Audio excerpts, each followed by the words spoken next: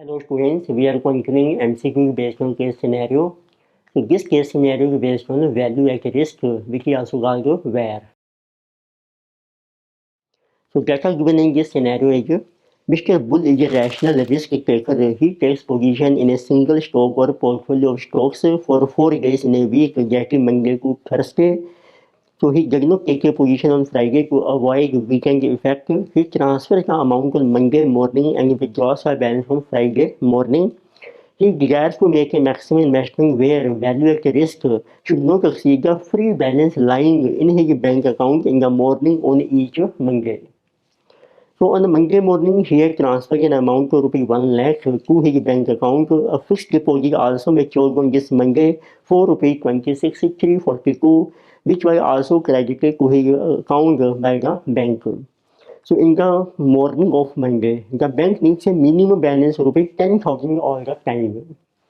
तो आपको वैर कैलकुलेट करना है तो जितना बैंक में फ्री बैलेंस आपका अवेलेबल है on the basis of that the other information with respect to stocks X and Y would which are made consideration for this week is at under तो X और Y दो stocks हैं आपके उनकी return the है 6789 और probability आपको mention की है Again, covariance between stock X and Y is 9.8565%.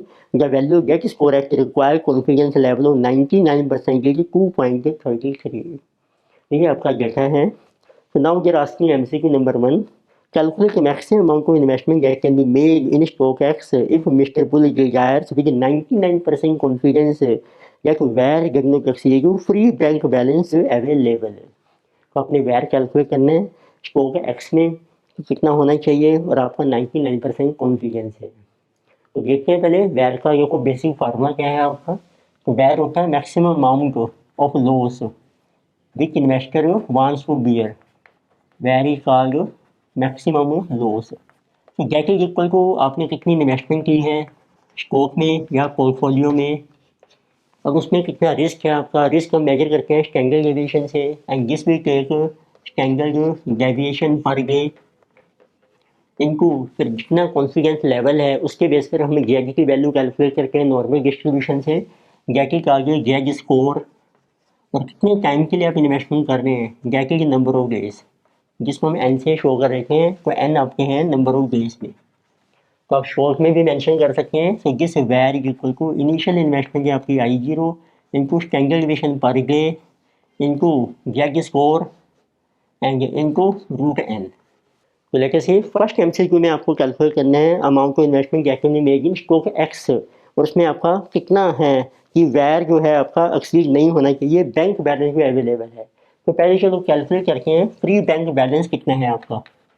Free bank balance available वैर है उससे ज़्यादा नहीं होना चाहिए. इट मीन्स ये आपका वैर आ जाएगा. इसमें वैर आपको दिया हुआ है. तो आपके पास मंडे मॉर्निंग में आपने बैंक में डिपॉजिट किया है 1 लाख और एक आपकी फिक्स डिपॉजिट मैच्योर हो गई है 26,340 को और बैंक बैलेंस है आपका 1 लाख प्लस 26,340 को और माइनस आपने एक मिनिमम बैलेंस मेंटेन करना है बैंक में 10,000 एवरी डे. तो माइनस कर लीजिए 10,000. It means this is our free balance which is available. So this is coming 116,342. So now let us start MCQ number 1. तो इट मीन्स वैर को आपको दिया ही हुआ है आपने इन्वेस्टमेंट कैलकुलेट करनी है. अब आपकी पहले है स्टॉक एक्स में तो उसका कैलकुलेट करते हैं स्टैंडर्ड डेविएशन कितना है स्टॉक एक्स में. So calculation of standard deviation of stock x. तो इसलिए आप टेबल ड्रॉ कीजिए. आपको मेंशन की है ऑन स्टॉक एक्स और उसकी प्रोबेबिलिटी भी आपको मेंशन की है. तो return is given. So this is given 6, 7, 8, 9, 10 and probability is also given. Probability is 0.10, 25 then 30, 25, 10. So first let us see average return of x. So this is equal to return into probability. So 6 into 0.10, 0.60 plus 7 into 0.25, 1.75 plus 2.4 plus 2.25 plus 1. So this is coming, this is over 8%. Now we can calculate what is our standard deviation of x. So formula is our जिसमें rx minus mean rx x square into probability and x square root. So let us show one column rx minus mean rx. So 6 minus 8 minus 2 minus 1 0 1 and 2 यानी x square into करेंगे probability I show करके आई है कि even तो this is 4 into case 0.40 this will be 1 0.25 0 0.25 this is 4 0.40 so our summation is coming this is 1.3 square root so standard deviation is 1.3 square root is 1.14 is our standard deviation तो mention कर लीजिए standard deviation of x जो आपने calculate किया है this is standard deviation of X is 1.14 अब आप calculate कीजिए what is maximum investment where आपको दिए है या कोई इसी फार्मूले में वेयर है आपका 116 जैसे 342 equal to what should be investment in stock X into our standard deviation per day जिसे 1.14% ये परसेंटेज में चल रहा है आपका तो क्योंकि return in percentage 1.14% into get score है आपका 99% पर आपको मेंशन किया है 2.33 नंबर ऑफ डेज हैं आपके 4 X square root now you will get what is maximum investment which we can make this equal to 116342 so divided by 0.0114 into 2.33 into 2 4 square root is 2 so 116342 divided by 0.0114 so divided by 2.33 divided by 2 so this amount is coming maximum investment 21,90,000 now you can see which option is correct answer is option number B so answer is option B so next we have MCQ number 2 so in this case they are asking calculate maximum amount of investment that can be made in stock Y if Mr.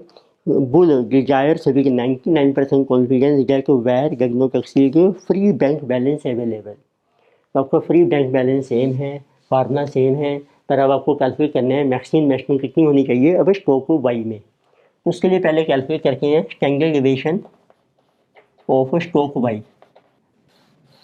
तो आप देखेंगे stock Y का आपको data दिया है return आपको mention की है तो return of stock Y is given R Y and its probability is also given so return is 4 6 8 10 12 so probability is given 0.10 20 40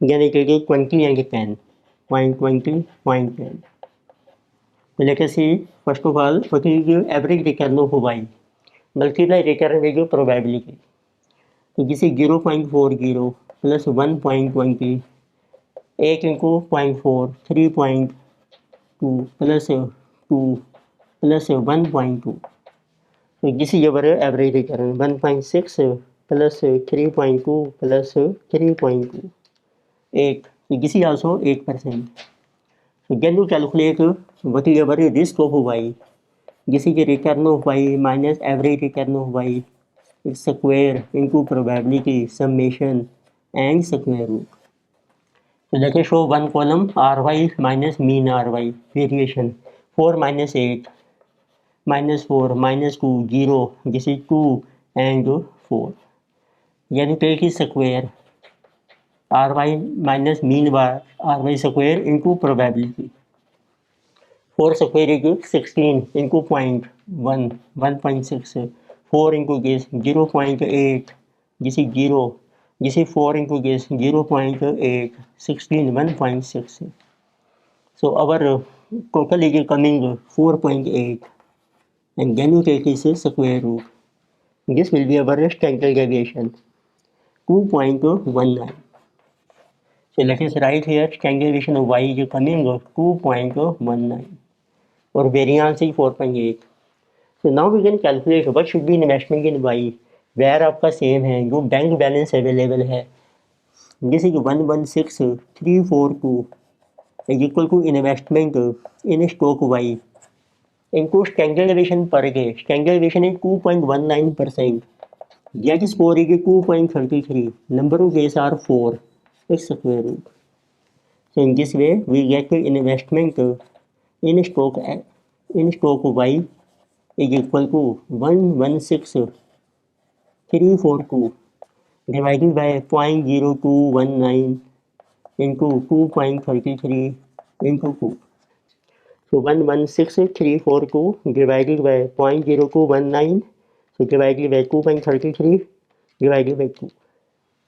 So this is coming to maximum investment should be 11,40,000.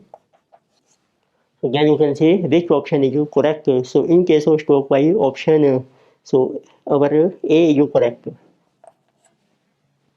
Again we have MCQ number 3. So in this case we have to calculate maximum amount of investment that can be made in a portfolio stock exchange Y equally. So if Mr. Bull desires with 99% confidence that where does exceed the free bank balance available. अब अपने दोनों stock का portfolio बनाना है जिसमें equal investment करनी है और उसमें आपको देखना है कितनी इन्वेस्टमेंट होनी चाहिए maximum, so that where is equal to bank balance available. तो उसके लिए आपको कैलकुलेट करना पड़ेगा पहले स्टैंडर्ड डेविएशन ऑफ पोर्टफोलियो।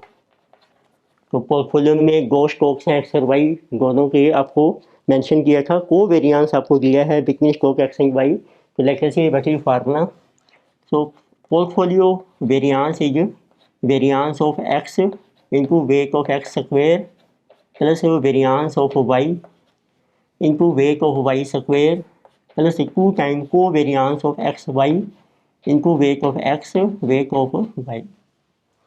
तो वेरिएंस देखो आपके पास है, स्टैंडर्ड डेविएशन है 1.14 एक्स का, इसका स्क्वायर, वेट हो जाएगा आपका दोनों में इक्वल, तो it means 1/2, variance of Y 2.19 X square, weight is 1/2 square, 2 times को वेरिएंस आपको मेंशन किया है।